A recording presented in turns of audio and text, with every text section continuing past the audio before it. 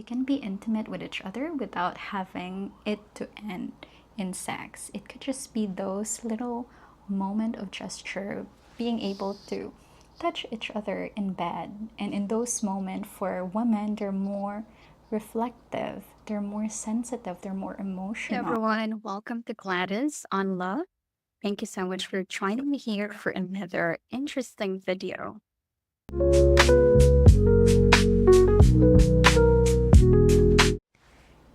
Hello, beautiful people. Welcome back to Gladys on Love.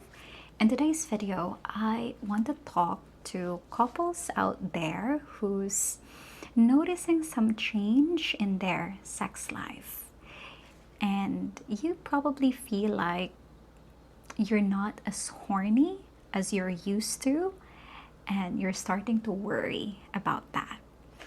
Now, there's two common reasons why you feel that way. It doesn't mean that something is wrong with you, something is wrong in the relationship. So if you can relate with this, or you're having the same dilemma or problem, feel free to stick around, because I will be sharing some tips as well that have worked with me. Because yes, it also happens to me where as sexual as I am, there are moments where I don't get horny.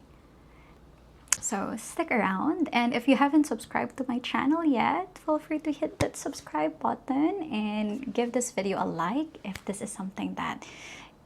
Now, first one that I want to talk about is stress and change of hormones. Now, stress, it can be for both men and women. The most important organ in our sex life not is not our genitals, it's actually our brain. And when our brain is stressed out with work, with a lot of things to do, with kids and all the chores that you still haven't gotten into, or maybe bills piling up, naturally it sends signal to your brain that you need to prepare, you need to actually take action. And those stress signal in your body makes you not want to have sex, because that would be the least thing that you want to do in that moment when you're stressed out. For me personally, what often stress me out is working. As I'm building my own business with my partner Eli, I get into this focus mode, and I tend to also work in an extended period of time. And I notice when I overwork in the evening, I'm already grumpy. My partner Eli would start touching me and wants to cuddle, but I cannot reciprocate anymore. And it really creates friction within our relationship. So I've noticed that. And it took me a while to actually realize that, oh yeah, I'm stressed out with work, and therefore I don't feel the need or the want to actually be intimate with Eli. So what I did is I made sure that that intimacy, that connection, I made a decision that it's a priority for me. I want that and I miss that. Therefore, I need to change my situation. I need to stop overworking, and I really have to make sure that I prioritize a time, or I even write that as part of my priority list is, okay, I want to be intimate with Eli. I want to sit in his face tonight or something like that. So if you're not noticing the patterns, it will be very hard to figure out what needs to change so that you can have a different situation as well. So that's one thing.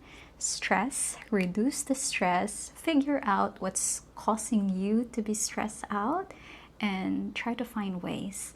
And also, it helps to share that struggle with your partner so that they can also help you and give you some guidance and support you. Because when I noticed that and realized that, I told Eli, and he actually helped me, or he's reminding me, like, hey babe, how long will you be working? Do you want to connect after working? So those little nudges from him really helps me to be reminded that, yeah, I don't want to overwork myself because I know I would get stressed. Now, another one is change of hormones. This is specifically for women. There are times of the month where we are very sensitive. And this is not just for women, but I also want you guys to hear it and listen to it.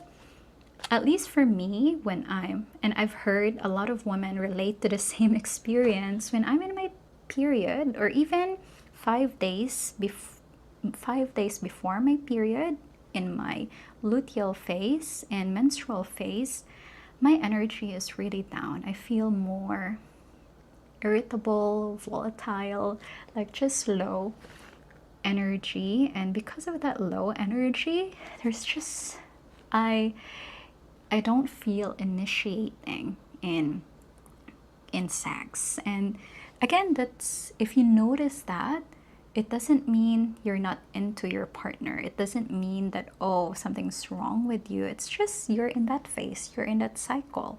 But it also doesn't mean that you cannot have sex during that time.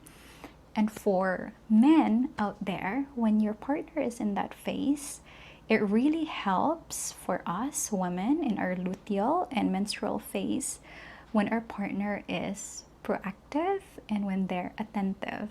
I really appreciate it when Eli would buy me cacao drink instead of us having coffee. I will have cacao because cacao helps me to kind of calm down. Coffee during those time makes me even more agitated. So cacao in the morning while he's having coffee, it helps out. And also he buys me chocolate during those time, and I really appreciate those little gesture.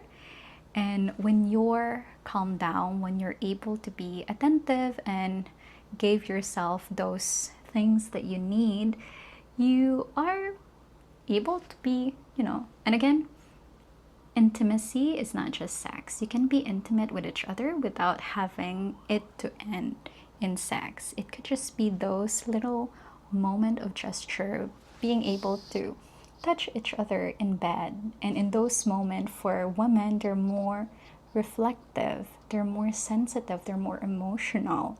So it might be a good time for an emotional conversation with each other and checking in with how each other are feeling, and that would be the focus in that phase for intimacy. Now let's talk about blocked emotion or unprocessed emotion. What I mean by that is when you and your partner have misunderstanding and you haven't resolved that, that misunderstanding gets stuck there and get blocks, and it actually blocks your sexual energy, which gives you this feeling of arousal, gives you this feeling of wanting to connect and be intimate with your partner. So if you want to keep that sexual energy turned on and alive, you need to check with your body, like, what are some of the things that I haven't expressed or told my partner or clear with my partner. So if there are some built up resentment that actually blocks your energy. So yeah, misunderstanding, not unclear misunderstanding, if you haven't cleared that, or if there are things that you wanted to share with your partner that you haven't shared. Maybe you overspent something and you haven't told your partner yet, or maybe you did something that you're afraid of sharing your partner because it might turn into argument. Those things can actually block the sexual energy. And I know for sure that I created a video on how to clear those emotional disconnection.